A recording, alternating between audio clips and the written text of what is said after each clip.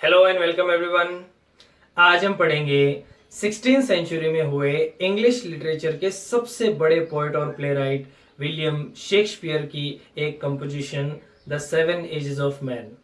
तो चलिए शुरू करते हैं विलियम शेक्सपियर के एक छोटे से इंट्रोडक्शन के साथ। विलियम शेक्सपियर, इनका बर्थ इंग्लैंड के स्टैटफोर्ड अपॉन एवन नाम के गांव में 26 अप्रैल को 1564 में हुआ और इनकी डेथ 23 अप्रैल 1616 में हुई।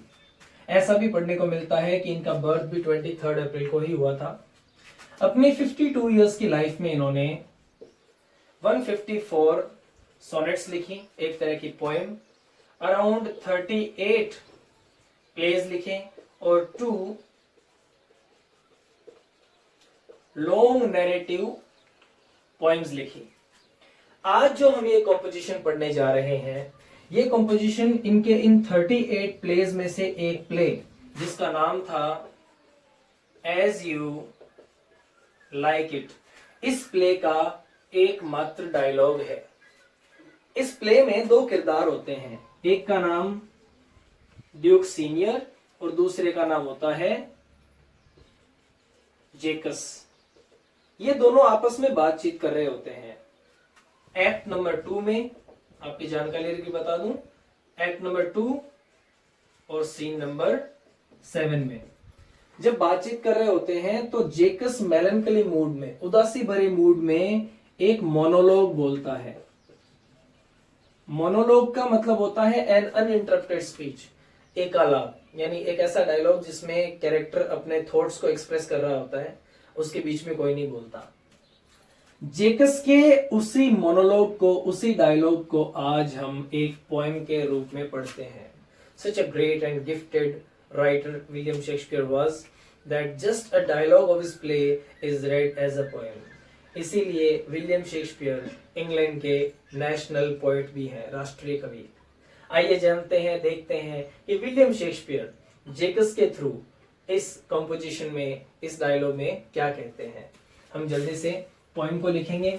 इस पोएम की पहली लाइन है all the world is a stage, all the world is a stage and all the main and women merely players. Alright, here it is. Okay, originally it is a single dialogue, so there are no stanzas in it. Still we have divided it in several parts to understand it in a better way. Okay, let's begin with the first one. Writer कहते हैं all the world is stage, इस apostrophe S में is है। All the world is a stage, ये पूरी दुनिया एक मंच है। All the main and women merely players, और दुनिया में जितने भी पुरुष और महिलाएं हैं वो सभी मात्र महज अभिनेता और अभिनेत्रियां हैं। मेरली का मतलब होता है नथिंग मोर, और प्लेयर्स का यहाँ मतलब है actors and actresses. They have their exits and their entrances. उनके अपने निकास होते हैं, अपने प्रवेश होते हैं। राइटर ये कहना चाहते हैं कि जीवन एक नाटक की भांति होता है, ये दुनिया एक मंच है और इस दुनिया रूपी मंच के, रंगमंच के हम सभी अभिनेता और अभिनेत्रियां हैं। And one man in his time, time का मतलब है यहाँ पर लाइफ, और एक इंसान अपने जीवन में प्लेज मैनी पार्ट्स, कई भूमिकाएं निभाता है। पार्ट्स का मतलब है रोल्स, कई भूमिकाएं निभाता है। हिज एक्ट्स, और उसकी यही भूमिकाएं, एक्ट्स यानी परफॉर्मेंसेस, रोल्स, बीइंग 7 एजेस, उसके जीवन के 7 अवस्थाएं बन जाती है। एजेस का मतलब है यहाँ पर स्टेजेस, उसके जीवन के 7 पड़ाव बन जाते हैं। So in the first part the writer has expressed basically 2 thoughts.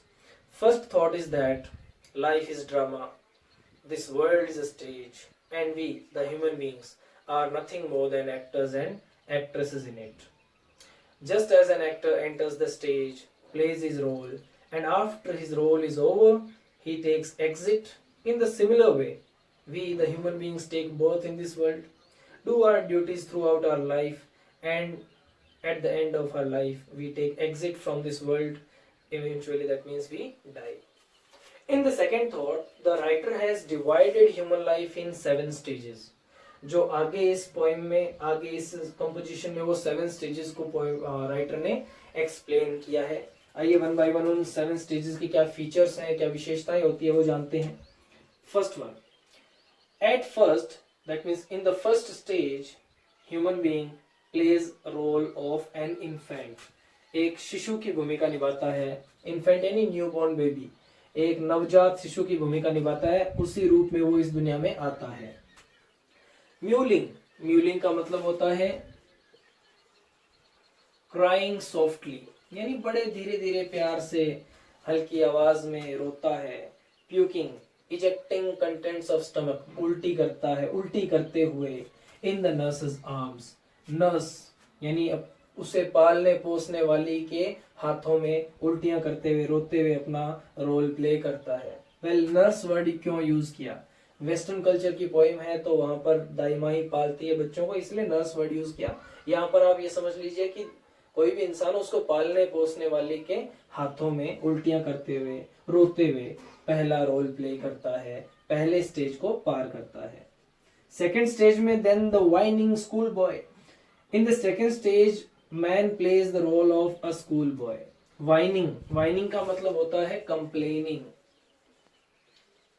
Complaining in a tearful manner, यानी एक तरह से रोते हुए शिकायत करना। तो एक शिकायती बच्चे की भूमिका निभाता है। विद हिज सैचल, अपना बैग लेकर, सैचल यानी बैग, अपना बस्ता लेकर, एंड शाइनिंग मॉर्निंग फेस, सुबह सुबह अपने चमकते हुए चेहरे के साथ, क्रीपिंग, वॉकिंग वेरी स्लोली, धीरे धीरे चलते हुए, लाइक स्नेल, कंपैरिजन किया है, सिमिली है, धीरे धीरे, बहुत धीरे चलता है स्नेल, इसीलिए उसी की स्नेल की तरह धीरे धीरे चलते हुए स्कूल जाता है। Why? Because he doesn't want to go to school. वो स्कूल जाना नहीं चाहता।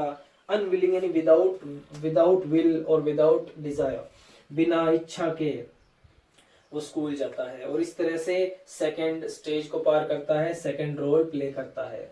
Now the third stage. In the third stage man plays the role of a lover, and then the lover, फिर वो प्रेमी की भूमिका निभाता है।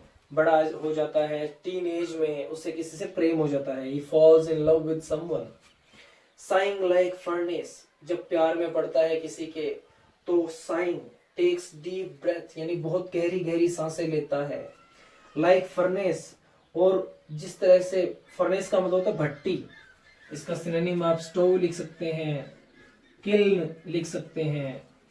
तो एक स्टोव की तरह, स्टोव में जिस तरह से आग कैसे जलती है उस तरह की आग उसमें जलती है। That means he craves for his beloved, जिससे वो प्रेम करता है उसके लिए वो तरसता है, तड़पता है, फर्नेस की तरह, भट्टी की तरह भभकता है। With a woeful ballad, woeful, woeful यानी होता है सैड, और बैलेड एक तरह का गीत, गाथा गीत या पोइम मान लो, यहाँ पे पोइम या सॉन्ग। तो अपने प्रेमी की याद में, made to his mistress eyebrow, ये पूरा एक साथ है। With a woeful ballad made to his mistress eyebrow. Eyebrow का मतलब बॉ होती है, लेकिन ये यहाँ पर पूरी फिजिकल ब्यूटी के लिए आया है। लवर के रूप में इंसान अपनी प्रेमिका की खूबसूरती के ऊपर पोइम्स लिखता है, सॉन्ग्स लिखता है, बड़े दुख भरे गीत गाता है, क्योंकि वो उससे दूर रहता है। He wants to meet her, he wants to be with her. Then ये होता है थर्ड स्टेज, और थर्ड स्टेज में लवर की भूमिका निभाने के बाद आता है फोर्थ स्टेज। इस फोर्थ स्टेज में थोड़ा मैच्योर हो जाता है और सोल्जर की भूमिका निभाता है। It doesn't mean that he takes admission in army, ऐसा नहीं, आर्मी में भर्ती नहीं होता, बट सोल्जर की कुछ क्वालिटीज उसमें आ जाती हैं। कैसे? Full of strange oaths. इस फ्रेज के दो इंटरप्रिटेशन से ध्यान में रखिएगा। फर्स्ट इंटरप्रिटेशन ये है, ओथ के दो अर्थ होते हैं, एक गाली और दूसरा कसम या शपथ। तो दोनों ही बातें सही हैं। जब इस स्टेज में आता है ना इंसान, तो वो थोड़ा सा रूड हो जाता है, प्रोफेन, एब्यूजिव वर्ड्स को यूज करने लगता है। ये पहला इंटरप्रिटेशन। तो स्ट्रेंज ओथ्स, अजीबोगरीब गालियां निकालने लगता है, अजीबोगरीब शब्दों का यूज करने लग जाता है। और दूसरा, क्योंकि ये थोड़ा मैच्योरिटी का स्टेज होता है, इसलिए इसमें वो कुछ अजीबोगरीब कस्में खाता है, शपथ लेता है, कुछ करने की ठान लेता है अपनी लाइफ में, कुछ हासिल करने के लिए। तो उस तरह से ये सेकंड इंटरप्रिटेशन ये भी है कि ये कई अलग अलग अजीबोगरीब कस्में खाता है। एंड बियर्डेड लाइक पार्ट, थोड़ा सा उसको कैसा दिखता है इसके बारे में बताया है। पार्ड का मतलब यहाँ पर है लेपर्ड, एक जानवर होता है, तेंदुआ। अब बियर्डेड यानी तेंदुए के जैसी दाढ़ी, वेल तेंदुए की दाढ़ी नहीं होती, लेकिन क्योंकि उसके चीन पर नुकीले बाल निकले हुए होते हैं तो उसी तरह से असभ्य अनसिविलाइज्ड मैनर में अपनी बियर्ड को रखता है। Jealous in honour, jealous in honour का मतलब है कि इस स्टेज में उसे सम्मान चाहिए होती है, रेपुटेशन, प्रतिष्ठा, समाज में एक स्टेटस चाहिए होता है उसे, इसीलिए दूसरों के स्टेटस से जलता है और स्टेटस के लिए वो कुछ भी करने को तैयार होता है। Sudden and quick in quarrel, लड़ाई करने के लिए, झगड़ा करने के लिए तैयार रहता है, बहुत ही तेज रहता है, सडन रहता है, आकस्मिक और तेज। Seeking bubble reputation, bubble reputation एक बहुत अच्छा मेटाफर है। सीकिंग यानी तलाश करते रहता है, ढूंढते रहता है, पाने की कोशिश करते रहता है। बबल रेपुटेशन, बबल यानी बुलबुला, जो बहुत ही ट्रांजिएंट होता है, मोमेंट्री होता है। तो बबल का मतलब है यहाँ पर momentary, short lived. Short lived reputation के लिए, थोड़ी सी रेपुटेशन के लिए, थोड़ी सी प्रतिष्ठा के लिए, लड़ने झगड़ने के लिए तक तैयार रहता है। और लास्ट फ्रेज बड़ा ध्यान से देखिएगा, इवन इन कैनन्स माउथ, यहां तक कि तोप के मुंह में भी अपने आप को डालने के लिए तैयार रहता है। वेल तोप के मुंह में डालने का मतलब है he is ready to take huge risks in this stage because he just wants attention, he just wants status and reputation in society. So in this way these are the four stages, these are the first four stages. आप चाहे तो glossary note कर लें, उसके बाद हम बढ़ते हैं आगे के स्टेजेस की ओर। Now the fifth stage. In the fifth stage man plays the role of a justice. Well, not every person becomes a justice or judge. कहने का मतलब है कि कुछ जस्टिस की क्वालिटीज आ जाती हैं, जैसे कि इंसान ज्ञानी हो जाता है, सही गलत का फैसला करना सीख जाता है, एक्सपीरियंस्ड हो जाता है। सबसे पहले फिजिकल अपीयरेंस बताइए। इन फेयर राउंड बेली, फिफ्थ स्टेज में इंसान थोड़ा सा मोटा हो जाता है, पेट निकल आता है, साफ साफ, फेयर यानी साफ साफ दिखने वाला गोल गोल पेट उसका आगे आ जाता है, दिखने लगता है। विद गुड कैपल लाइन, इस फ्रेज को थोड़ा समझने की जरूरत है, गुड कैपल लाइन को। गुड कैपल लाइन यानी अच्छा बना हुआ मांस जिसकी लाइन लगी हुई रहती है, वो खा खा के उसका पेट गोल हो जाता है। कहने का मतलब है इसका कॉन्टेक्स्ट मिलता है 16-17 सेंचुरी में। तब जस्टिस और जजेस को लोग ब्राइब किया करते थे, दावत दिया करते थे कैपन की। कैपन का मतलब होता है फ्लैश ऑफ मेल चिकन, कार्सरेटेड जो चिकन होता है ना, भुना हुआ पकाया हुआ मांस, उसकी लाइन लगी रहती थी जजेस के लिए और वो खा खा के जजेस का पेट गोल हो जाता था। और उसी चीज को यहाँ पर उन्होंने इंक्लूड किया विलियम शेक्सपियर ने कि इस स्टेज में इंसान थोड़ा सा मोटा हो जाता है, उसका पेट निकल आता है। विद आईज सीवियर, आंखों में सख्ती, सीवियर का मतलब होता है स्टर्न या स्ट्रिक्ट हो जाता है।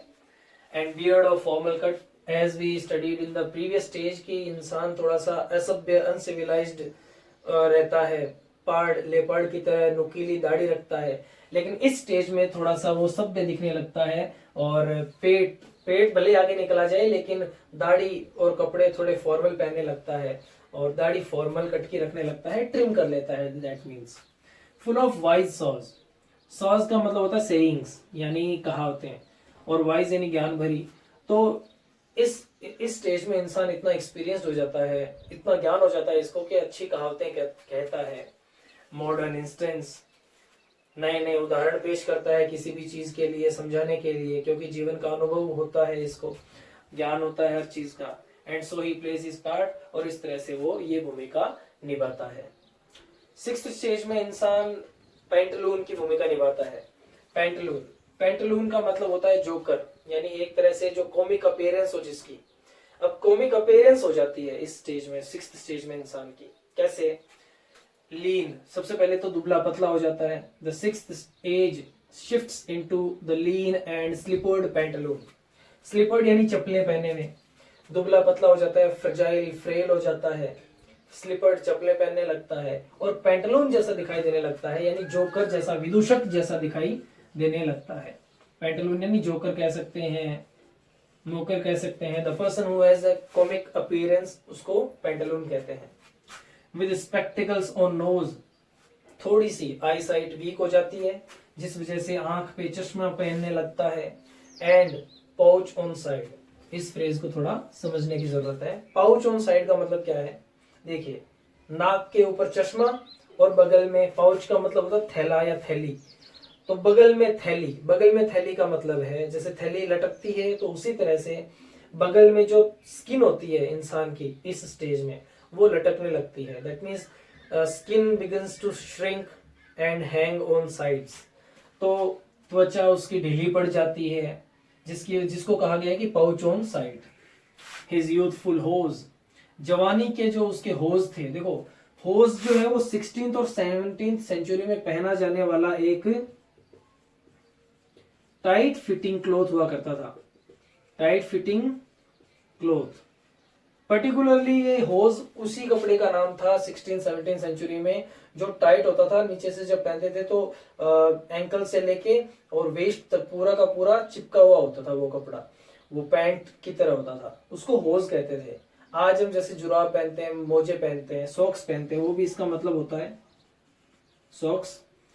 तो जवानी के मोजे, जवानी के वो टाइट फिटिंग क्लोथ्स, यहाँ होज का मतलब है टाइट फिटिंग क्लोथ्स। जवानी में जिन कपड़ों को, बड़े टाइट फिटिंग क्लोथ्स को वो पहनता था, वेल सेव्ड, और जिन कपड़ों को उसने बचा के रखा, वो कपड़े अब इसके वर्ल्ड टू वाइड, हाइपरबोली है, एक्सेजरेशन है, बढ़ा चढ़ा के कही गई बात है कि अब दुनिया जितने बड़े चौड़े हो जाते हैं, दैट मीन्स कि ढीले पड़ जाते हैं, बिकम्स लूज। जो टाइट फिटिंग क्लोथ्स थे वो बिकम लूज, वो उसके ढीले पड़ जाते हैं।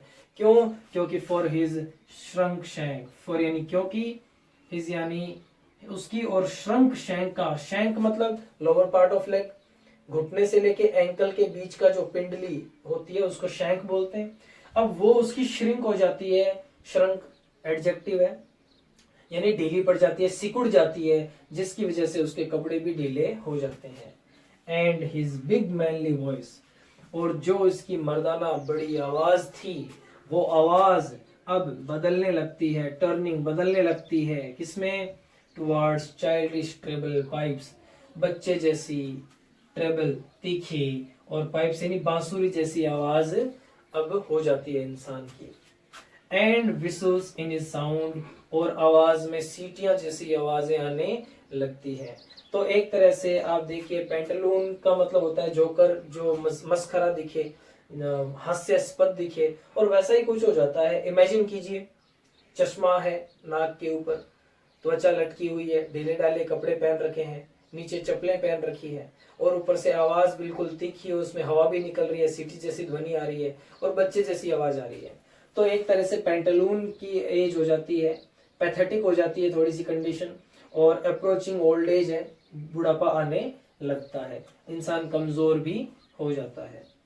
Now the last stage, 7th stage, last scene of all, जीवन का आखिरी दृश्य, जीवन का आखिरी पड़ाव, that ends this strange eventful history, जो इस अजीबोगरीब, इवेंटफुल यानी फुल ऑफ इवेंट्स, अलग अलग घटनाओं से, अजीब अजीब घटनाओं से भरी हुई ये जीवन का जो इतिहास है, ये उसका जो उसकी जिंदगी, ये अब खत्म होने लगती है। दैट एंड्स, उसका अंत आने लगता है। हर इंसान के जीवन में अनेकों अजीबोगरीब घटनाएं घटित होती हैं, उसी को इवेंटफुल हिस्ट्री कहा गया है। इज द सेकेंड चाइल्डिशनेस, ये आखिरी पड़ाव इंसान का दूसरा बचपन होता है। वाई? फर्स्ट स्टेज में जो इन्फेंट का स्टेज था, बचपन का जो एज था, स्कूल बॉय मान लो, उसमें क्या होता है, इंसान जो होता है, मैन डिपेंड्स ऑन अदर्स, इंसान दूसरों पर निर्भर रहता है। इसमें भी इंसान दूसरों पर ही निर्भर रहता है। He can not do several things on his own, खुद नहीं कर सकता बहुत सारे काम। And mayor oblivion, mayor oblivion का मतलब है टोटल फॉरगेटफुलनेस, टोटल फॉरगेटफुलनेस, पूरा भुलक्कड़ हो जाता है इंसान, सब कुछ भूलने लगता है, कुछ याद नहीं रहता। सेंस टीथ, सेंस वर्ड का मतलब है विदाउट, लैक ऑफ समथिंग, मतलब विदाउट, विदाउट टीथ, बिना दांतों के, विदाउट आईज, बिना आंखों के, बिना आंखों का मतलब है ही लूजेस हिज आई साइट, अपनी आंखों की रोशनी खो देता है। सेंस टेस्ट, टेस्ट के दो अर्थ हैं, स्वाद और दूसरा रुचि। तो ना तो किसी चीज में स्वाद आता है, ना किसी चीज की रुचि रह जाती है। And sense everything, sense everything यानी हर चीज अंत में खत्म हो जाती है, हर चीज को अंत में छोड़कर इंसान इस दुनिया से विदाई ले लेता है, चला जाता है। तो इस तरह से विलियम शेक्सपियर एक माइन्यूट ऑब्जर्वर थे ह्यूमन लाइफ के। उन्होंने इंसान के जीवन को बहुत ही बारीकी से परखा और ये चीजें उनकी कई कंपोजिशंस में देखने को मिलती है। इसमें लिटरली उन्होंने इंसान के पूरे जीवन को 7 अलग अलग पड़ावों में बांटकर जो एक तरह से एक्सप्लेनेशन दिया है, एक डिस्क्रिप्शन दिया है जीवन का, वो बिल्कुल रेलेवेंट नजर आता है आज भी। आज से तकरीबन 500 साल पहले उन्होंने ये लिखा था और आज भी ये चीज रेलेवेंट सी ही लगती है। So that was the composition the 7 ages of man. इसको मोनोलॉग कह दीजिए, डायलॉग कह दीजिए या पोएम कह दीजिए, एक ही बात है, लेकिन ये कंपोजिशन काफी अच्छी है और वाइडली पॉपुलर है। दुनिया भर में लोगों ने इसको पढ़ा है, ऑलमोस्ट हर बोर्ड के सिलेबस में इसको इंक्लूड किया गया है कभी ना कभी। ठीक है, चलिए इसके ग्लोसरी को नोट कर लीजिए, उसके बाद हम इसके क्वेश्चन आंसर्स की ओर चलते हैं। ये है textual question answers. First question, who is compared with a leopard? Leopard से किसको कंपेयर किया गया है? A soldier is compared with a leopard. लेकिन कल को पूछ लिया जाए why, why is soldier compared with a leopard, ऐसा पूछ लिया जाए तो आगे का आंसर लिखेंगे इट इज बिकॉज, ऐसा इसलिए है क्योंकि a soldier is very brave, quick and angry. Soldier बहुत ही बहादुर होता है, तेज भी होता है और गुस्से में भी होता है। जस्ट लाइक अ लेपर्ड, ठीक वैसे ही जैसे एक तेंदुआ होता है। He also has untrimmed beard like a leopard। और जैसे कि सीधी जो कंपैरिजन थी वो बियर्ड से थी, तो ये भी हमने लिखना है कि अनट्रिम्ड बियर्ड, बिना काटे छाटे या बिना फॉर्मल की भी बियर्ड रखता है लेपर्ड की तरह। What is the role of a nurse? Nurse का क्या रोल होता है? A nurse is the woman, एक दाइमा वो महिला होती है who takes care of a child, जो बच्चे का ध्यान रखती है। He brings up a child until the child becomes self dependent. जब तक बच्चा आत्मनिर्भर नहीं हो जाता तब तक वो बच्चे का ध्यान नहीं रखती है, उसको पालन पोषण करती है, उसको पालती पोसती है। ब्रिंग्स अप यानी पालती पोसती है। Who size like a furnace? कौन फर्नेस की तरह बड़ी गहरी सांसें लेता है और क्यों? क्यों भी पूछ लिया जाए तो ध्यान रखिएगा, आगे का हमारा आंसर हमने ऐड किया है कि a lover size like a furnace, एक प्रेमी भट्टी की तरह गहरी सांसें लेता है। इट इज बिकॉज, ऐसा इसलिए क्योंकि ही इज एक्सट्रीमली एक्साइटेड, क्योंकि वो बहुत ही ज्यादा एक्साइटेड, उत्साहित होता है फॉर हिज बिलोवेड, अपनी प्रेमिका के लिए। Just as in a furnace, और ठीक वैसे जैसे भट्टी के अंदर आग जलती है वैसे ही फायर ऑफ लव, मेटाफर हमने भी यूज किया आंसर में। फायर ऑफ लव यानी प्रेम की आग, बर्न्स इन हिम, उस इंसान के अंदर भी जलती है फॉर हिज बिलोवेड, अपनी प्रेमिका के लिए। At what stage does man wear spectacles on nose? किस स्टेज में चश्मा पहनता है? 6th स्टेज में। In the 6th stage man plays the role of a pantaloon, इंसान पैंटलून की भूमिका निभाता है, विदूषक की। इन दिस स्टेज, इस स्टेज में his eyesight becomes weak, उसकी आंखें कमजोर हो जाती हैं, इसीलिए वो स्पेक्टिकल्स पहनता है। फिर सेक्शन सी का फर्स्ट क्वेश्चन है, what is the importance of the repetition of the word sense? Last में सेंस 4 बार रिपीट हुआ है पोएम के लास्ट लाइन में, उसका क्या महत्व है, क्यों हुआ है?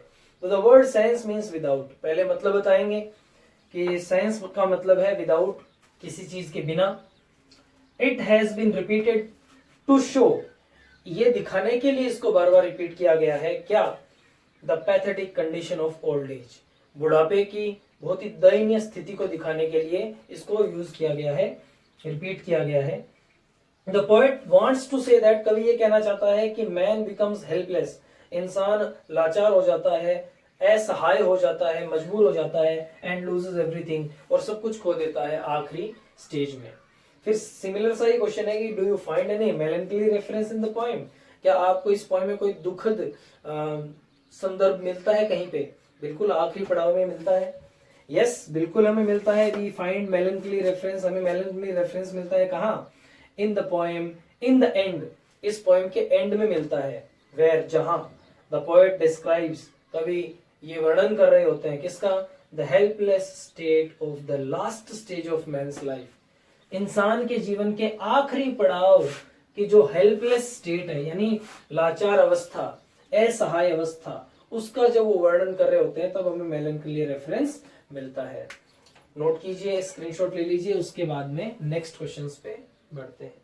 Section C, question number 3, pick out similes from the poem. और उसके ठीक अगले सेक्शन में क्वेश्चन नंबर 2 है, pick out the use of metaphors in the poem. तो ये दोनों फिगर्स ऑफ स्पीच है, या सिमिलीज और मेटाफर्स। इनमें टू अनलाइक थिंग्स को कंपेयर किया जाता है, और फर्क सिर्फ इतना होता है कि सिमिलीज में लाइक और एज वर्ड से कंपैरिजन होता है, और मेटाफर्स में डायरेक्ट कंपैरिजन होता है। ठीक है, लाइक स्नेल, लाइक फर्नेस और लाइक पार्ट, ये सिमिलीज हैं। जैसे कि स्कूल बॉय की तुलना की गई थी स्नेल से, फिर लवर की फर्नेस से, और सोल्जर की पार्ट से, लेपार्ड से। लेकिन मेटाफर्स डायरेक्ट कंपैरिजन होता है बिना लाइक और एज को यूज किए हुए। जैसे कि वर्ल्ड को स्टेज कहा गया, मैन और वुमेन को प्लेयर्स यानी एक्टर्स कहा गया, और रेपुटेशन को बबल की उपमा दी गई, यानी रेपुटेशन को बबल कहा गया। जैसे बबल होता है वैसी रेपुटेशन होती है। तो ये थी सिमिलीज और मेटाफर्स। सेक्शन डी का थर्ड और फोर्थ क्वेश्चन लगभग सिमिलर सा है। इसमें पूछा है कि how does the poem represent a mature view of life. जीवन का एक परिपक्व नजरिया कैसे व्यक्त करती है ये poem. Explain how all the words is stage in the context of the poem. और ये पूरी दुनिया एक मंच कैसे है, तो लगभग वही चीज है। देखिएगा, the poet William Shakespeare has expressed a mature view of life in this poem. William Shakespeare ने एक बहुत ही परिपक्व नजरिया जीवन का व्यक्त किया है इस पोएम में। He has compared life to a drama. उन्होंने जीवन को नाटक से, वर्ल्ड को स्टेज से, और ह्यूमंस को एक्टर्स से कंपेयर किया है। जस्ट एज एन एक्टर, ठीक वैसे जैसे एक एक्टर एंटर्स द स्टेज, मंच पर प्रवेश लेता है, प्लेज इज रोल, अपनी भूमिका निभाता है, एंड टेक्स एग्जिट, और बाद में चला जाता है। सिमिलरली, बिल्कुल वैसे ही human beings take birth in this world. इंसान इस दुनिया में जन्म लेते हैं, डू देयर ड्यूटीज, अपने कर्तव्य निभाते हैं, and take exit from this world at last, और अंत में चले जाते हैं। फिफ्थ क्वेश्चन, ये थर्ड, फोर्थ और फिफ्थ क्वेश्चन एग्जाम्स में आए हुए नहीं है, इसलिए काफी इंपॉर्टेंट है, इनको ध्यान से प्रिपेयर कीजिएगा। Discuss Shakespeare as a minute observer of human life. Minute observer का मतलब होता है बड़ी बारीकी से अवलोकन करने वाले इंसान थे, इस पे डिस्कस कीजिए। तो बिल्कुल थे। Shakespeare was indeed a minute observer of human life. Shakespeare वाकई में बारीकी से अवलोकन करने वाले इंसान थे ह्यूमन लाइफ का, क्योंकि ही हैज गिवन, उन्होंने दिया है, और रियलिस्टिक डिस्क्रिप्शन, एक वास्तविक वर्णन किया है, of human life every stage.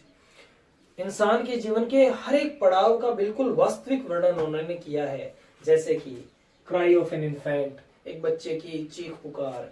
Reluctance of school boy, reluctance का मतलब होता है अनविलिंगनेस, यानी अनिच्छा, एक स्कूल बॉय की अनिच्छा स्कूल जाने के लिए। पैशन ऑफ अ लवर, एक प्रेमी का जोश। Behaviour of a soldier, soldier का कैसा बिहेवियर होता है वो। विजडम ऑफ अ जस्टिस, न्यायाधीश की जो विजडम होती है, ज्ञान।